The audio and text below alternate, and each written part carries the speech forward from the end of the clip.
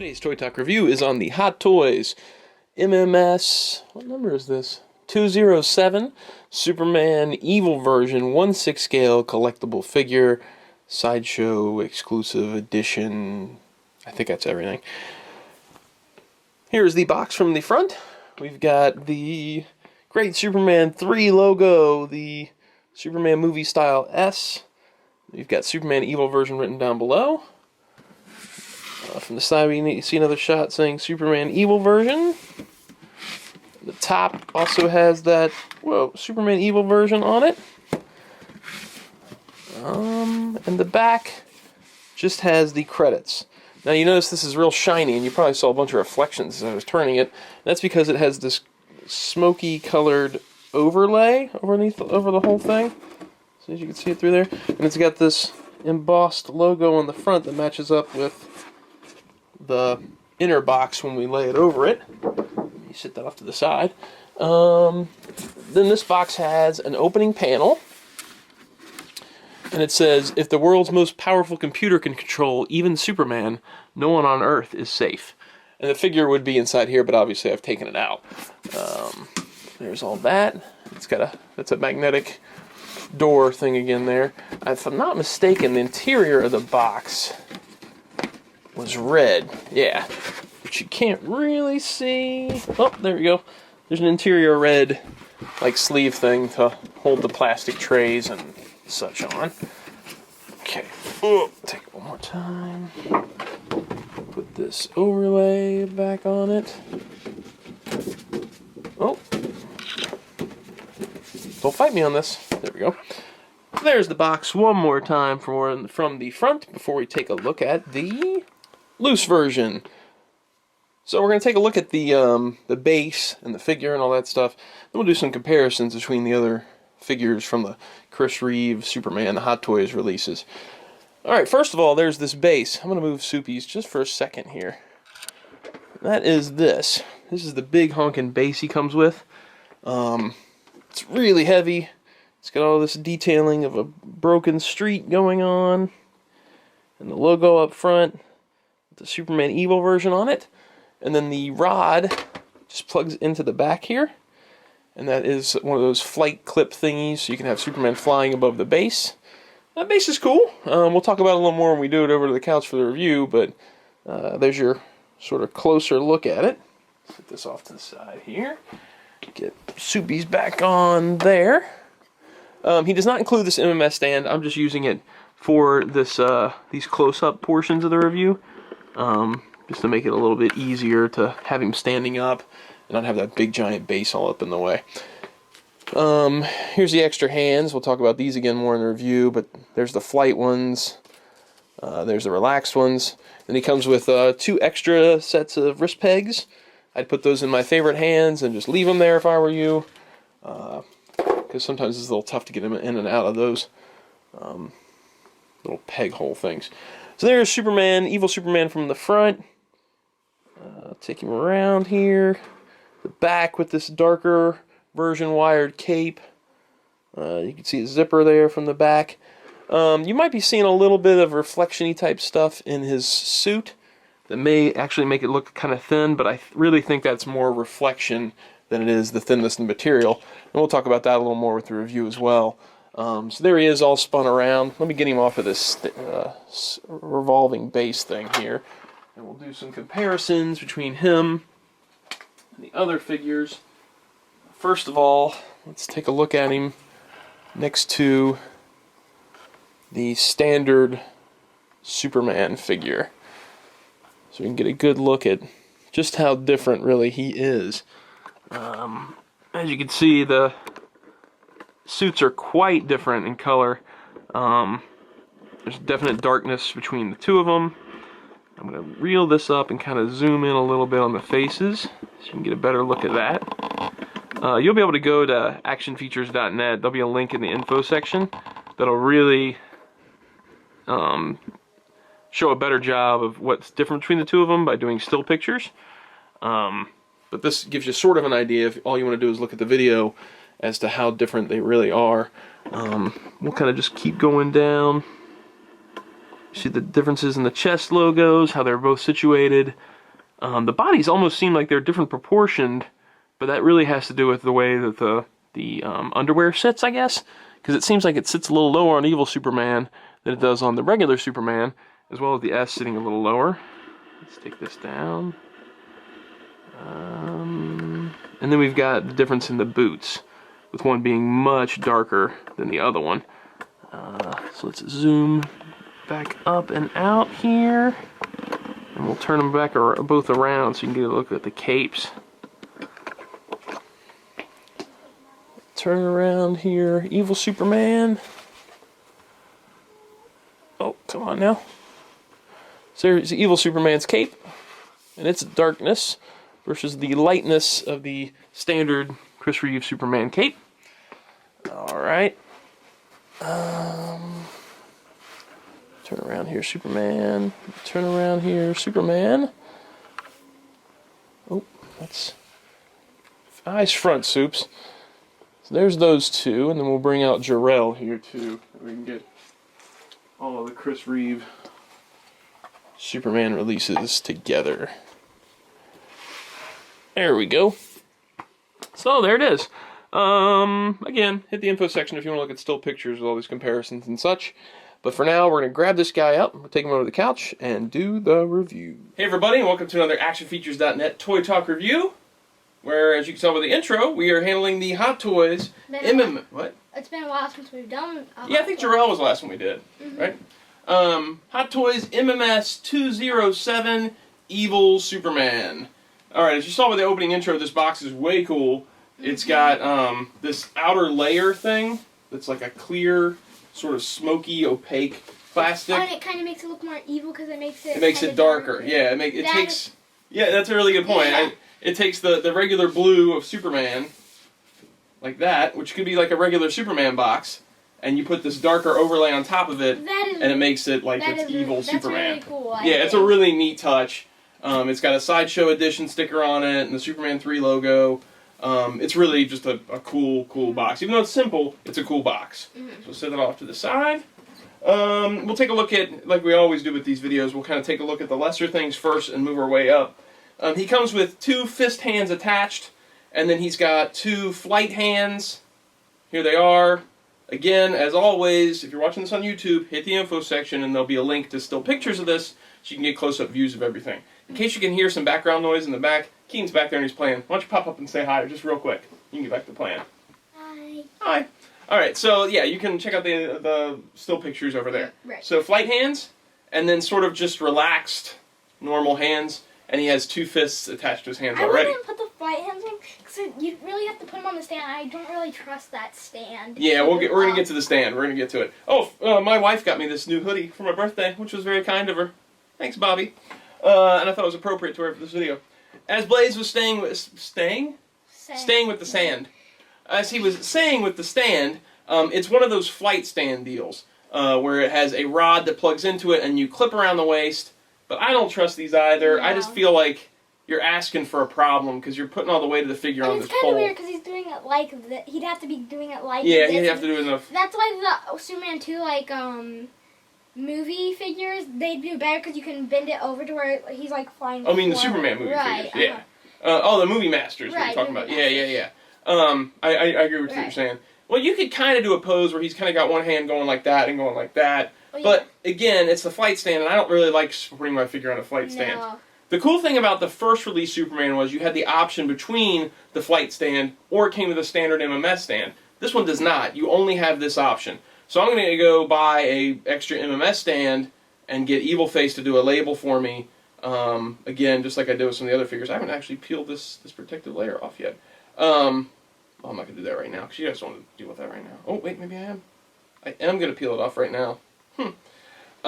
So yeah, I'm going to head over and get Evil Face to do a Superman label for one of those standard MMS stands because I don't trust this thing. It's great for pictures and for posing and things like that, but not leaving it like that. Are you going to make it more like a darker Superman stand? Like I did. Well, what do you mean? The a label? Darker stick. Yeah, for the stand. No, I'll probably just do a Superman 3 label. But the base itself is really awesome. Yeah, it's got a lot of people are saying they want to buy it just because of this base. It's just like a broken up street base. It's all crunched. There's rock formations everywhere, so you can get a figure standing in there. Or you can even fly it above it. It's big and wide. It kind of reminds me of the Green Goblin stand in that the width and the size of it. It's a really big stand for an MMS stand. And then on the front, it's got the Superman logo, and it says Superman Evil version in this like shiny, silvery plate up front. Mine's actually kind of peeling off a little bit, like it's coming forward. Maybe not fully glued. I don't know. The only thing I don't like about this stand is that it doesn't really make that much sense for Superman 3, for Evil Superman. Because I don't remember him ever being above a broken street. He had the junkyard fight. Yes. But I don't remember there being broken street pieces in the junkyard. It's a cool stand. It's really cool. I think it would have been almost cooler if it was broken car pieces. Right. Because that's the iconic scene of Superman 3, right. is the junkyard fight. And this doesn't really scream to me that this is from a junkyard. Awesome stand, but maybe not such an awesome stand for maybe Superman that'd be cool 3. For, like, if they made it bigger and it was like, they gave it to Hulk. Oh, that would be a cool Hulk base, for sure. You're definitely right about that. It would have to be so much bigger It than what it would have to be humongous.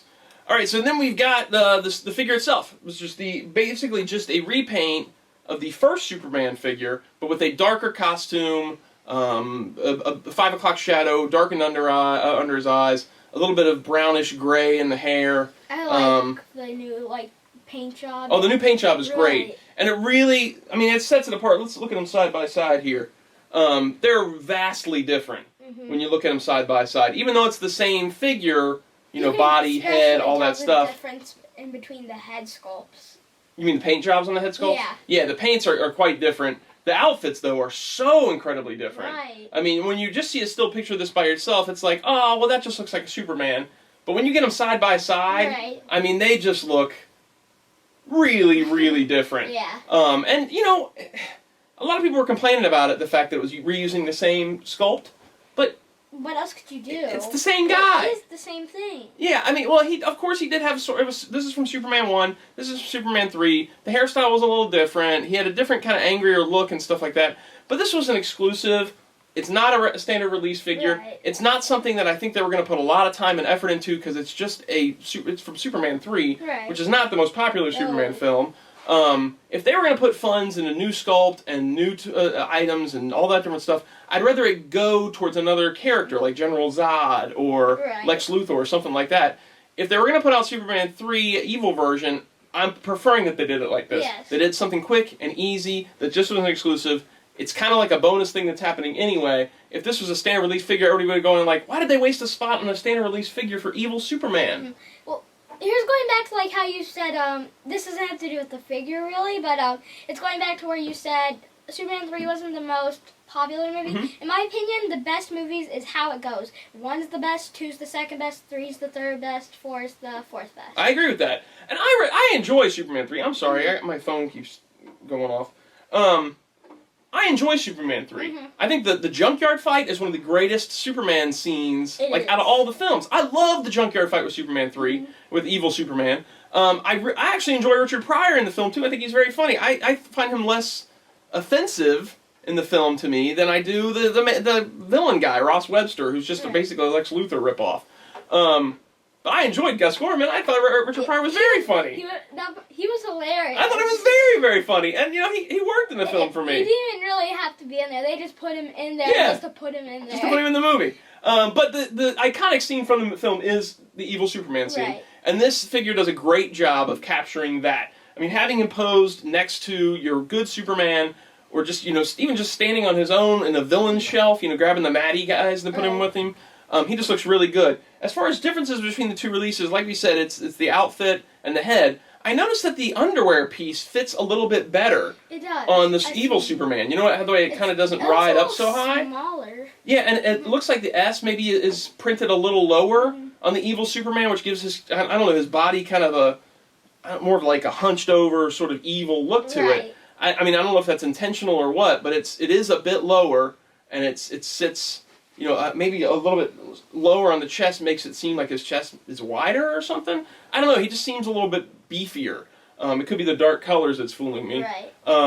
The outfit itself, I haven't really tested for snags or anything like that, but I haven't noticed anything snagging, whereas the first suit picked up snags really easily. But I haven't noticed any snags on this one. I like the way that the underwear and the belt fits. The cape sits just right. The wiring seems really good. There was one issue that... I did notice that it seems like you can see through it a little more than the other one. Right. But I think that may be just the blue catching the light more and being a little more reflective, it seems like. I don't think it's actually that it is this sheer and you're seeing skin underneath. I think it's just catching light a little more than the first one was. The darker colors. Yeah. The head sculpt, again, is great. I think the paint job on it is great. It could have a little bit more 5 o'clock shadow, but, you know, maybe this is when he first started turning evil, and he hadn't quite grown in the 5 o'clock shadow yet. Who knows? The same deal that goes for the first one goes for this one, is that it's a very articulated figure. The boots are very rubbery, so you can get a lot of good poses out of them. He moves over really well. Hot Toys aren't really supposed to be articulated, but Superman has, like... Well, they are. Well, yeah. But a lot of times the outfits are too restricted. Right. But I know what you're saying. It's kind of good that they made it out of the thinner material, because Superman does do all those different kinds of poses Yeah. without it. Yeah, it is nice that it's a thinner material. It's not... Some of the suits can be, like, thicker and Like, rubbery and whereas plastic. Batman is... But he doesn't have as many as, like, the posing type things as Superman has. Batman, you don't really need to get a ton of poses out of him. He can look cool just standing in one thing. But Superman, you get a lot of cool flight poses and stances and things like that really he needs that articulation to be able to come through. And it does inside this suit. It moves really, really well. Overall, I think it's a great piece. There are some things you need to think about, is that if you don't have a Superman yet, you of course have to get this one. Right, you don't want to just go and buy the evil. You can't just go buy an evil one. And I've seen some people saying, which one should I get?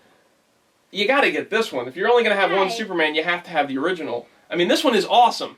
Yes. But it's evil. I mean, you take a look at it, and it's not really Superman. He's dark. He's got the dark circles under his eyes. He's got a dark-colored outfit. Even though I really, really like it, you have to have this one first. But if you already have this one and you're contemplating this one, you got to keep a couple things in mind. How many figures have we gotten from the Christopher Reeve line from Hot Toys? 2. Him, and then Jor-El is really from Superman Returns. Yes. And there's nothing on the horizon as of yet. So if you're a fan of the Reeve films, this is kind of the only villain you can get right now. You can get the Superman movie masters and you can tweak them and put them on Hot Toys' body. Yeah, but it's not the same. I mean, how long has it been since this release? Like 2 years? That's pretty spread out. It's not like they're saying, oh, well, here's another repaint of this, here's another repaint of this. I think it's really cool. It's an exclusive. It probably won't last for too long. The differences in person that you can't really tell in the pictures are pretty major. I mean, they look a lot different on the shelf together. I really thoroughly enjoy it, and I thought it was worth the money. I think it's $2.15 on Sideshow's site. My Batmobile had those scuffs, so they gave me a $75 credit, which brought him down to $150 shipped. And at that price, he was a no-brainer. I mean, $150 is fantastic, especially with this base. This base alone, I've seen bring $80 by itself. Wait, and this just came out. Yeah. Whoa. And it's still available. I mean, I think it's a really cool thing. I think it's awesome sitting on the shelf together. If you're a Reeve fan, maybe you're thinking about picking it up, and don't judge it just based on the differences you see in a picture. You know, maybe it'd be great if you could see it in a shop side by side. There's a few things I want to say. In Superman 3, I wish they would have chosen Lex Luthor over him, because... Over Ross Webster? It doesn't really make sense to have Lex Luthor in every single movie, and then in that third movie... I get what you're saying, yeah. Because they even put him back in the fourth one. So wait, you're saying you're glad they went with Ross Webster instead of Lex Luthor? No, I kind of wish they... Oh, and then he would have been in all 4 then? Right. Oh, I get what you're saying. Because it doesn't really make sense that they're going to put him in everything else then... But except that one? Right. They probably just couldn't get Gene Hackman to come back. That's true. And they wanted to do something different. And originally the movie was going to be about Brainiac and there's different ways of saying it. Mixus-Pitalik. Mr. Mixus-Pitalik? The imp guy that you have to say his name, make him say his name backwards. Kilpitsism. No. Wait, is he that really small? He's a little tiny guy. Originally the movie was going to be about them and Superman and Supergirl. That was the original Saul-kind treatment for it. And then it evolved. And evil Superman was still in that movie, and it was going to be Brainiac controlling Superman. And that's how he turned evil. But then, I kind of am too. I would have loved to see Brainiac in the Christopher Reeve films. The whole thing stemmed from Richard Pryor wanting to be in a Superman movie. He said that on the Tonight Show, and then it became that. And, you know, maybe it's not the best of the bunch. No. But it's still Chris Reeve Superman. I still enjoy Richard Pryor, and the evil Superman's great. And then what were you going to say? What was the other thing I was going to say is, if there was like a Clark Kent that they ever made for the Christopher Reeve Superman, that'd be I have great. him like an open hand where he's like catching a punch in the Oh, show. that would be awesome. Yeah. If they need to make a Chris Reeve Clark Kent, Yeah. so you can put it with the evil Superman. And, like, you know, people, that's a great point, like Blaze. the fist, and then he's like, there's an open hand where he's like catching Yeah. a punch. That would be great, and you make up a good point, is that if they ever do get it around doing a Clark Kent, and you missed out on this, you might be kicking yourself. Because that would be a cool display to have evil Superman and Clark Kent together, like the junkyard scene. It would be cool, too, if they had some kind of bases where they could go with each other. Sort of like a connected... Yeah. Oh, that would be so awesome. Great point. That's a really good point. Or is there anything else you want to say? Okay. So I think we both really like it. And Keith, what do you think about Evil Superman? Good. He likes it. So we think it's cool. It is an expensive piece, but all Hot Toys are expensive pieces now. And it was cheaper than what you can normally get it from that credit. Yeah, and if you get the Batmobile credit, if your Batmobile is scratched, contact Sideshow with the pictures, and they have been giving a store credit to people. And use that store credit towards something that maybe you were on the fence about, and that the price was cutting it, making it too much for you. How like much this was the credit? $75. That would actually be nice if I think it was $75. Like, yeah. let's say someone wanted to buy the Hulk. That would be... That would knock it down a lot. Yeah, that would knock it down. That $75 credit was great because it was $215 plus $10 shipping, which brought it down to $150 shipped for me, which was awesome. So I think we're going to sign off on this one. Again, hit the info section for pictures if you want to check them out, and we'll see you guys next time.